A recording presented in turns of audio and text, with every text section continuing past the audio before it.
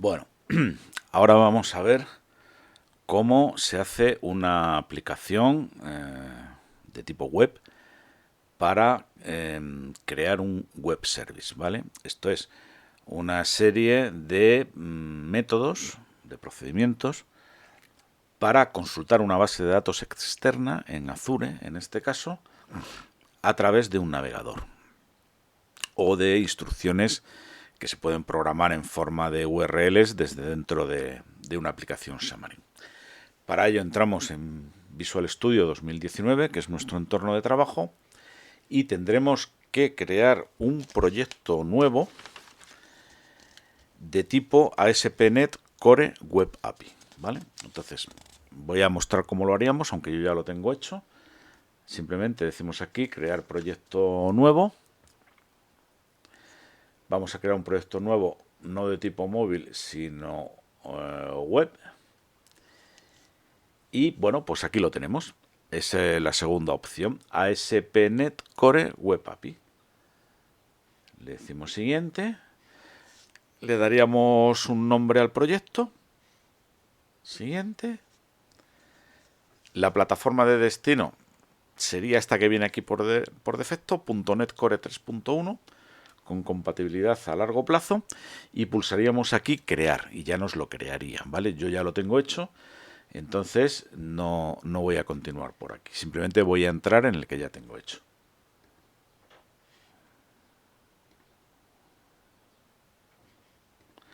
Vuelvo a entrar en Visual Studio 2019. Vale, y entonces el proyecto web que yo he creado para la aplicación que estoy desarrollando es este, cawebapi.sln. Le doy aquí y ya me lo abre.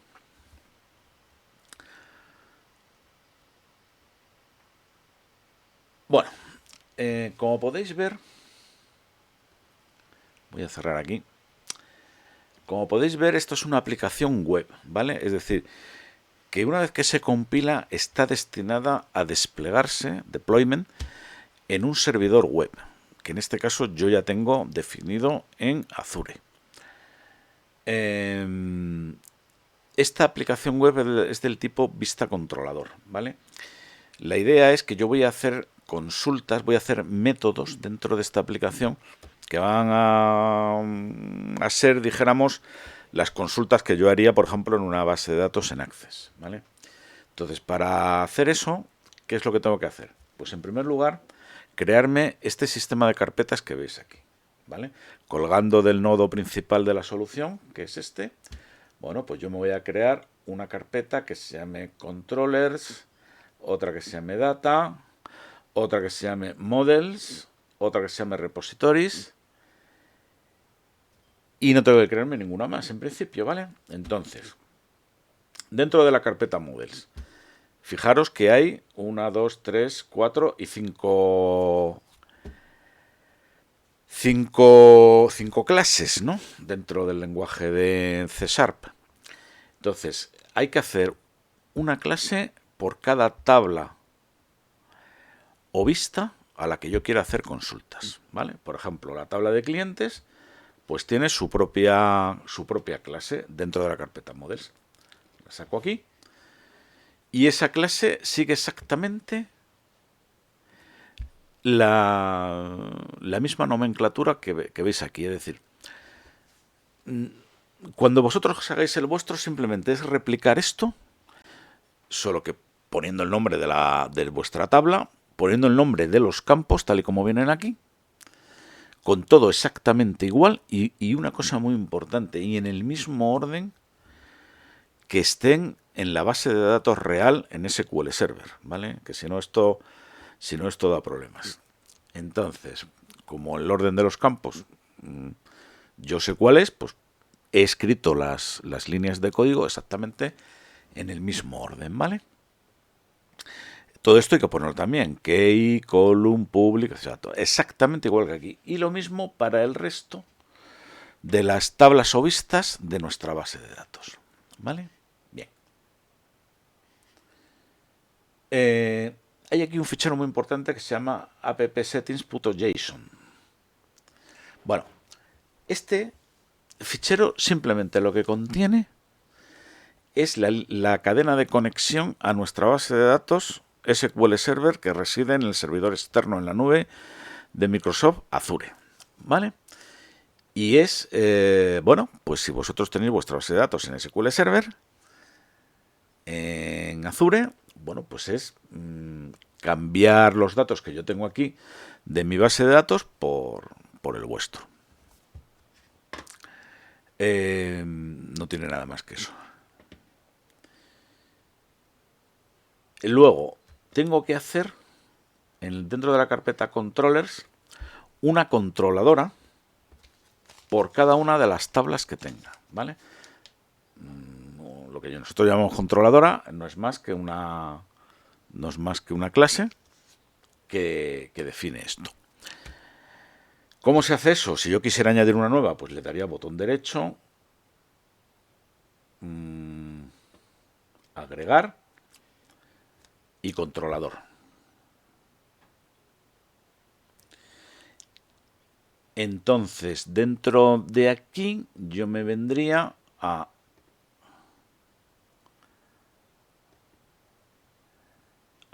API, controlador de API en blanco. Me vendría aquí, ¿vale? Y le diría agregar. Vale. Entonces, si os fijáis, aquí pone controlador de API en blanco y me propone un nombre. Values controller.cs. Yo le voy a poner el nombre que quiera, pero siempre voy a dejar la palabra controller aquí. Le pondré lo que yo quiera, ¿no? Pero siempre voy a respetar controller.cs. Luego le diré agregar, etcétera. Esa es la manera de ir añadiendo clases controladoras. Vamos a fijarnos en una que ya tengo yo aquí, que es la controladora de la tabla clientes. Bueno, pues aquí es un poco lo mismo que os he explicado antes con la clase de cliente. Es un poco reproducir todo esto que veis aquí, pero para vuestra tabla. Y algo parecido haríamos con los repositorios.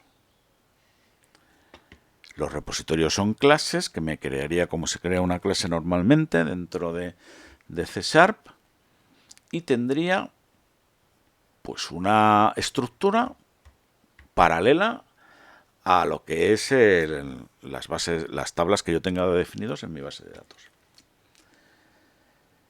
Y finalmente yo tengo aquí un archivo que se llama tablascontext.cs donde yo voy a ir respetando todo esto exactamente igual. Vosotros cambiáis por el nombre de vuestras tablas y yo voy a añadir aquí una línea por cada una de las tablas o vistas que yo tenga. En lugar de cliente, pues vosotros pondréis el nombre de vuestra tabla. Si tenéis 17 tablas, pues os saldrán 17 líneas, pero las añadiré en esta de aquí, ¿vale? Y yo os recomiendo además que sigáis el mismo nombre que viene aquí, porque esa es la manera de no liarse. Pero insisto, los nombres se pueden cambiar. Y finalmente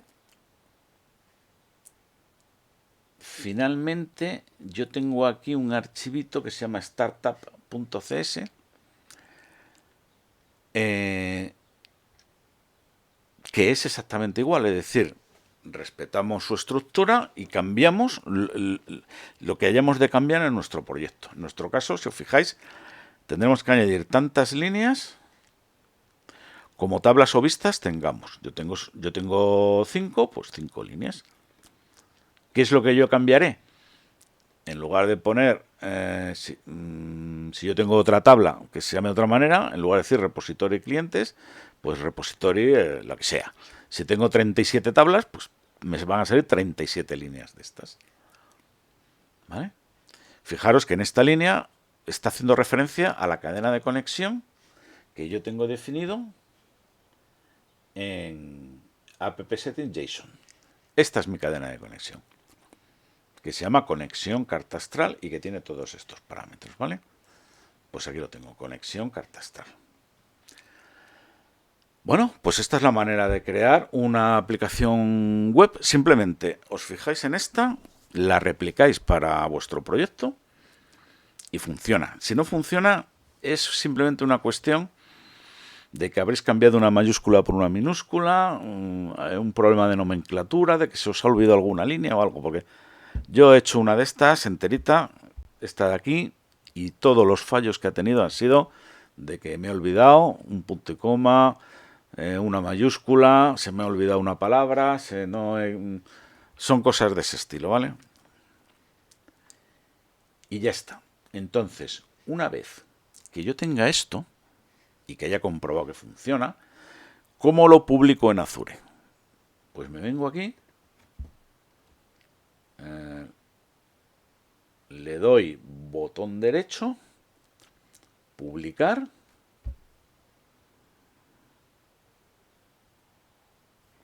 Bueno, me salen aquí una serie de parámetros, etcétera. Yo ya lo he publicado, con lo cual ya me sale la dirección URL que me ha generado Azure para esto. Está pues en el grupo de recursos que yo he definido, con el nombre de recursos que yo he definido, que va hacia una base de datos SQL Server, etcétera, ¿no? Entonces, si yo le digo publicar, espera, voy a decir cancelar porque ya lo he hecho, pero si yo le doy a este botón de publicar, bueno, pues me lo publicaría en la base de datos, en la base de datos que yo tengo definida en Azure. Entonces, es importante saber que esto es un web service, ¿vale? Entonces, los web services, como al final son consultas a tablas definidas en una base de datos en Azure, eso puede cambiar miles de veces. Es decir, se me puede ocurrir hacer todas las consultas que yo quiera, mañana otras 30, pasado cambio 27 de esas 30, al otro vuelvo a añadir 50. O sea, cada vez que yo publique las modificaciones, machaca lo anterior, ¿vale? O sea que en ese aspecto no hay ningún problema. Bueno, pues esto sería la manera de crear una aplicación para publicar web services en Azure.